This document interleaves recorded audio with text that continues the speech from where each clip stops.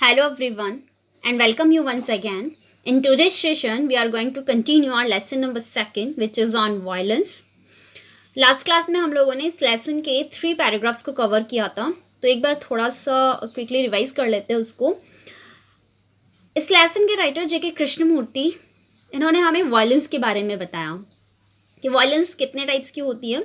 तो इन्होंने 2 टाइप्स बताए वायलेंस के. First one is physical violence और second one is inward violence. तो इन्होंने हमें बताया फिजिकल वायलेंस क्या होती है और इनवर्ड वायलेंस क्या होती है और हम इसे कैसे एजुकेशन के बेस पे दूर कर सकते हैं. ठीक है, तो इस सबको, इसकी डेफिनेशंस को हम लोगों ने कवर कर लिया था लास्ट क्लास में. ठीक है, इसके बाद में हमें जेके कृष्णमूर्ति ने बताया कि इन सारी चीज़ों में हम लोग भी किसी ना किसी तरीके से इन्वॉल्व है. ठीक है, हम लोग इस सोसाइटी में ही रह रहे हैं, आप और हम सब लोग इस सोसाइटी में रह रहे हैं, तो हम लोग भी अपना किसी ना किसी तरीके से कंट्रीब्यूट कर रहे हैं. ठीक है, बट हमें क्या करना है, अभी हमें एजुकेट होना है अच्छे से और इस एजुकेशन के बेस पे हमें इंटरनल ब्यूटीफुल बनना है. ठीक है, हेल्दी बनना है, रैशनल बनना है. और एजुकेशन को हमें केवल एग्ज़ाम के पॉइंट ऑफ व्यू से ही नहीं लेना है कि हाँ एग्ज़ाम पास करनी है और एक जॉब लेनी है, बस केवल इस पॉइंट ऑफ व्यू से नहीं बांटना है हमें. ठीक है, हमें इसके आगे भी और जा कर के हमें एक नई सोसाइटी बनानी है. ठीक है, एक नया कल्चर हमें डेवलप करना है जिससे कि हम जो ओल्ड प्रिंसिपल्स, रिलीजियस प्रिंसिपल्स ये बने हुए हैं, इन्हें हम दूर कर सके. ठीक है, तो अब इससे आगे हम लोग कंटिन्यू करते हैं. ठीक है, आगे हाँ जेके कृष्णमूर्ति बोल रहे हैं कि but a new world is necessary. लेकिन एक नया वर्ल्ड बनाना बहुत ज़्यादा ज़रूरी है. A new culture is necessary. एक नया कल्चर डेवलप करना भी बहुत ज़्यादा ज़रूरी है.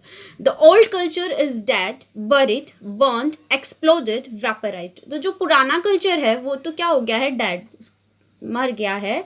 बरिड मीन्स उसे दफना दिया गया है. बर्न्ट मीन्स जला दिया गया है. एक्सप्लोडेड मीन्स वो विस्फोट हो गया है, मतलब डिस्ट्रॉय हो गया है. एंड वेपराइज्ड हो गया है, मतलब जैसे वाष्प बनकर के ऊपर उठ जाती है और गायब हो जाती है, वैसे ही उस तरीके से ये भी गायब हो गया है. क्या गायब हो गया? Old culture. You have to create a new culture. इसलिए अब आपको क्या करना है, एक नया कल्चर क्रिएट करना है, एक नई संस्कृति का निर्माण आप लोगों को करना है. ओके, आगे राइटर हमें बोल रहे हैं कि new culture can not be based on violence. एक नया कल्चर वायलेंस के ऊपर, मीन्स हिंसा के ऊपर बेस्ड नहीं हो सकता. The new culture depends on you because the older generation has built a society based on violence. एक नया कल्चर आपके ऊपर डिपेंड करता है. क्यों? क्योंकि जो पुरानी जनरेशन है उन्होंने इस नया जो समाज बनाया है वो एक वायलेंस के ऊपर बनाया हुआ है. ठीक है, हिंसा के ऊपर बनाया हुआ है, बेस्ड ऑन अग्रेसिवनेस. और अग्रेसिवनेस के ऊपर बनाया है, मीन्स आक्रामकता के बेस पे बनाया है. ठीक है, एनिमी के बेस पे बनाया है. And it is this that has cold all confusions, all misery. और यही वो समाज है, जो पुराना समाज है, इसी की वजह से कन्फ्यूजन्स क्रिएट हो रहे हैं और इसी की वजह से दुख क्रिएट हो रहा है. मिजरी मीन्स होता है दुख. ठीक है, the older generation have produced this world and you have to change it. अब पुरानी जनरेशन ने इस वर्ल्ड को बना तो दिया है, but now it's your turn that you have to change it. अब आपकी बारी है, आपका चांस, आपका नंबर है कि आपको इसे चेंज करना है. You cannot just sit back and से. आप पीछे नहीं बैठ सकते हो और ये नहीं कह सकते कि I will follow the rest of the people and seek success and position. आप ये नहीं कह सकते कि मैं, जो बाकी बच्चे लोग हैं, है ना, मैं भी उन्हीं का पीछा करूँगा, मतलब जैसे वो लोग कह रहे हैं हम लोग भी उन्हीं के जैसे ही चलेंगे. ठीक है, तो आप ऐसा नहीं कर सकते हैं. And seek success and position, और ना ही आप मतलब उन्हीं के बेस पे उन्हीं का पीछा करते हुए अपने सक्सेस और जो अपनी पोजीशन है जहाँ आप पहुँचना चाहते हो उसको पाने का प्रयास कर सकते हो. ठीक है, मीन्स आप पीछे नहीं बैठ सकते हो और ये नहीं कह सकते कि हम भी जो बाकी बच्चे हैं उन लोगों को फॉलो करेंगे, ये हमसे बड़े लोग हैं तो हम भी ये जैसा कर रहे हैं वैसा करेंगे, और जैसे इन्होंने सक्सेस पाई है वैसे हम लोग भी सक्सेस पा लेंगे और अपनी पोजीशन जो हम पाना चाहते हैं उसके लिए हम लोग भी वैसे ही एफर्ट्स कर लेंगे. इफ़ यू डू, अगर आप ऐसा करते हो तो your children are going to suffer. तो आपके बच्चे सफ़र करने वाले हैं, मतलब इससे आपकी बच्चों को प्रॉब्लम्स होने वाली है. You may have a good time. हो सकता है अभी आपके पास में बहुत अच्छा टाइम हो, अभी आप कंफर्टेबली रह लो, but your children are going to pay for it, लेकिन इस आपके जो बच्चे होंगे वो इसके लिए पे करने वाले हैं. So you have to take all that into account. इसलिए आपको, है ना, इस सब की रेस्पॉन्सिबिलिटी लेनी है. The outward cruelty of man to man in the net. क्या किया जा रहा है? आउटवर्ड क्रुएलिटी हो रही है, बाहरी रूप से क्या की जा रही है?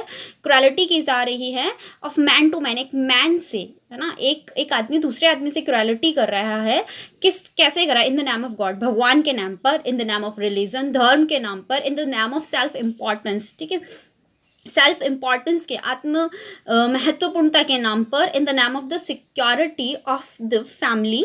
और किसके बेस पे? In the name of the security of the family. और फैमिली मतलब परिवार के नाम पर, कि परिवार की सुरक्षा के नाम पर हम लोग ऐसा काम कर रहे हैं. तो परिवार की सुरक्षा के नाम पर, भगवान के नाम पर, सेल्फ इम्पोर्टेंस के नाम पर, धर्म के नाम पर एक मनुष्य दूसरे मनुष्य से क्या कर रहा है? क्रुएलिटी कर रहा है. ठीक है, you will have to consider the outward cruelty and violence. तो आपको भी समझना पड़ेगा ये जो बाहरी निर्दयता है, बाहरी जो हिंसा है, इसके बारे में आपको समझना पड़ेगा. एंड द इनवर्ड वायलेंस, और इनवर्ड वायलेंस के बारे में भी आपको समझना पड़ेगा.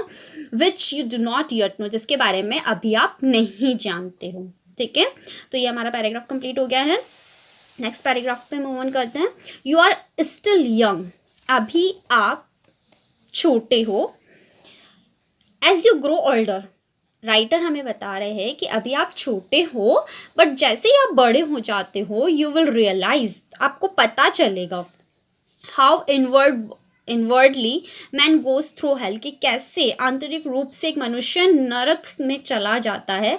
गोज थ्रू ग्रेट मिजरी, और बहुत ज़्यादा दुखों से अपने आप को गुजारता है, मतलब बहुत ज़्यादा दुखों का सामना उसे करना पड़ता है. Because he is in constant battle with himself, with his wife, with his children, with his neighbours. क्यों? क्योंकि वो कॉन्स्टेंट बैटल कर रहा है, मीन्स लगातार वो झगड़ा कर रहा है. किससे? अपने आप से, विद हिज वाइफ, अपनी वाइफ से, विद हिज चिल्ड्रन, अपने बच्चों के साथ, विद हिज नेबर्स, और अपने पड़ोसियों के साथ, और विद हिज गॉड्स, और इवन भगवान के साथ भी वो क्या कर रहा है? इनवर्डली बैटलिंग कर रहा है, इनवर्डली वो झगड़ा कर रहा है, कुछ ना कुछ बोलता रहता है.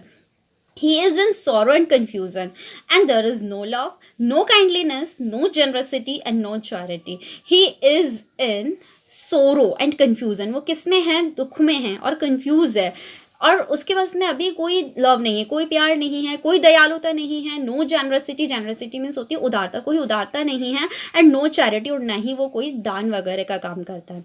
And a person may have a PhD after his name, और he may become a businessman with houses and cars, but if he has no love, no affection, kindliness, no consideration, he is really worse than an animal.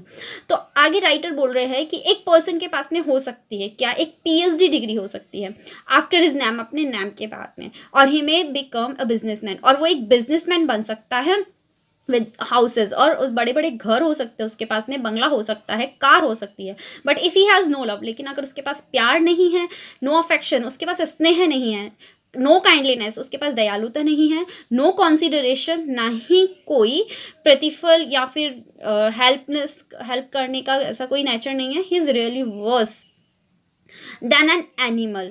ठीक है, consideration को हम ये भी बोल सकते हैं कि दूसरों के लिए थोड़ा वरी होना, थोड़ा दूसरों के लिए केयर करना. ठीक है, he is really worse than an animal. तो अगर ये सब चीज़ें उसके पास नहीं हैं तो वो बहुत ज़्यादा बुरा है. किससे? एक एनिमल से भी.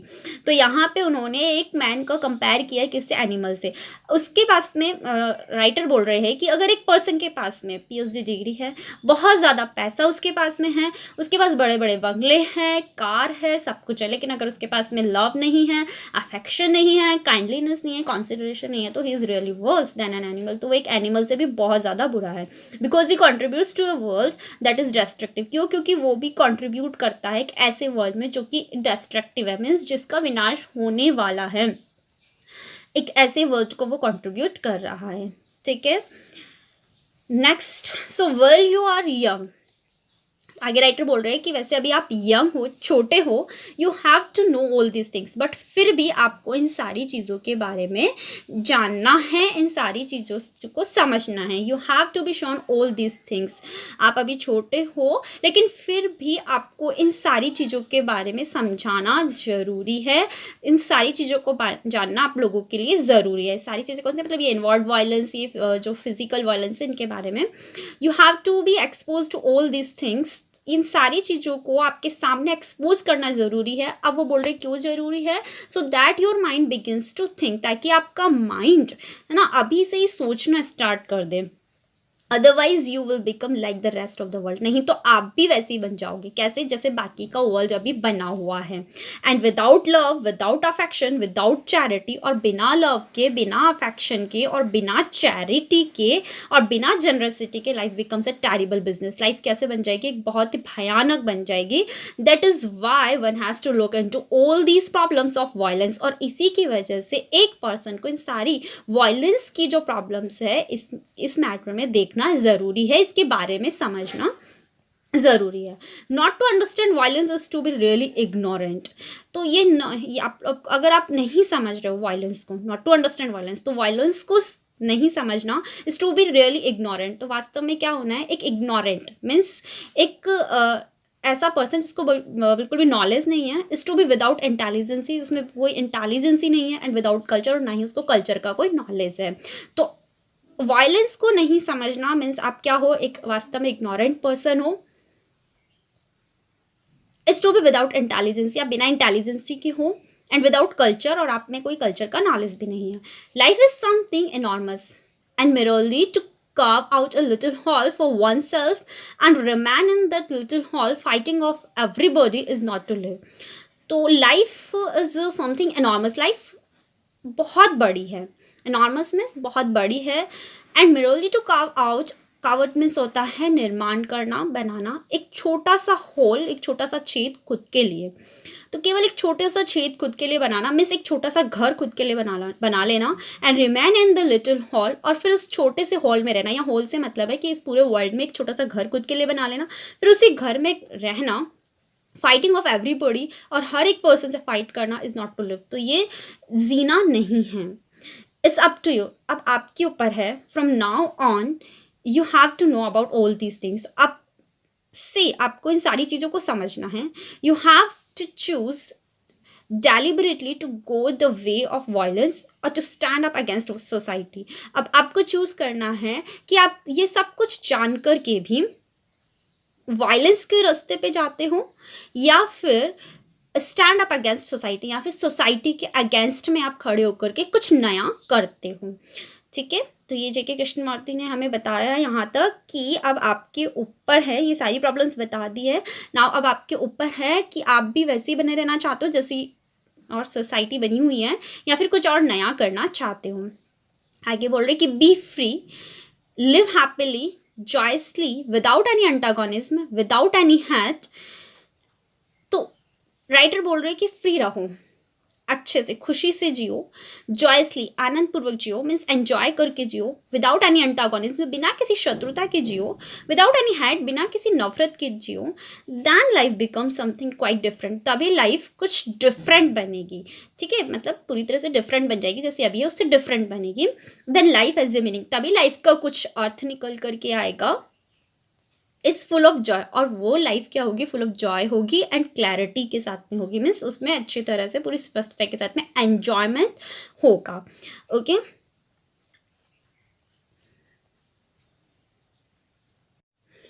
नेक्स्ट अब राइटर बता रहे हैं हमें कि when you walk up this morning, जब आप इस मॉर्निंग में उठे, did you look outside the window, तो क्या आपने विंडो के बाहर देखा। जब आप आज सुबह उठे तो क्या आपने विंडो के बाहर देखा। You would have seen those hills become saffron as the sun rose against that lovely blue sky.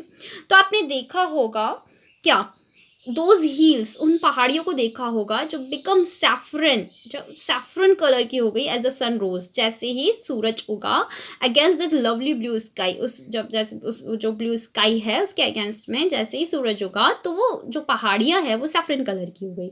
And as the birds began to sing, और जैसे ही बर्ड्स ने गाना शुरू किया and the early morning cuckoo cooed, और वैसे सुबह जो कोयल ने बोलना शुरू किया, कुकू कूट का होता है कोयल की आवाज़ का बोलना, तो कोयल ने बोलना आवाज़ निकालनी शुरू की। There was a deep silence all around, तो वहाँ पे चारों तरफ एक गहरी शांति थी। ठीक है, साइलेंस का मतलब शांति थी। सेंस ऑफ ग्रेट ब्यूटी, और एक बहुत ही अच्छी सुंदरता वहाँ पे दिखाई दे रही थी। एंड लॉनलीनेस, और अकेलापन था।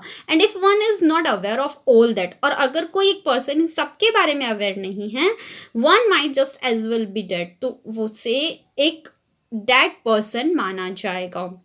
But only if very few people are aware. लेकिन राइटर बता रहे हैं, वो अपने अकॉर्डिंग बता रहे हैं कि बहुत ही कम लोग इसके बारे में अवेयर है। क्यों? क्योंकि सुबह जल्दी तो इतना जल्दी तो उठते ही नहीं है, आजकल तो 8-9 बजे उठते हैं बच्चे।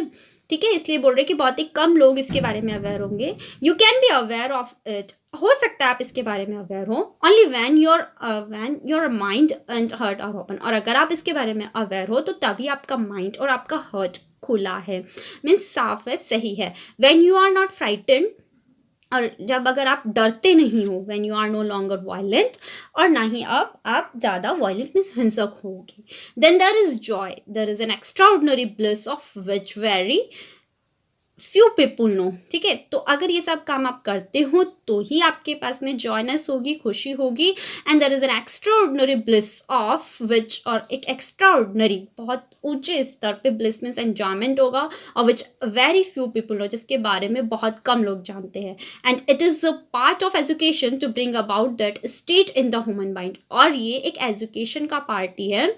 ठीक है, तो to bring about the state in the human mind, जो कि एक ह्यूमन माइंड के, एक मनुष्य के माइंड में इस स्टेट को, इस पोजीशन को लाने के लिए है। तो ये भी एक एजुकेशन का ही पार्ट है। कौन सी स्टेट? जिसमें बहुत ज़्यादा, बहुत एक्स्ट्राऑर्डिनरी हैप्पीनेस आपको मिले ना, इंटरनली हैप्पीनेस आपको मिले।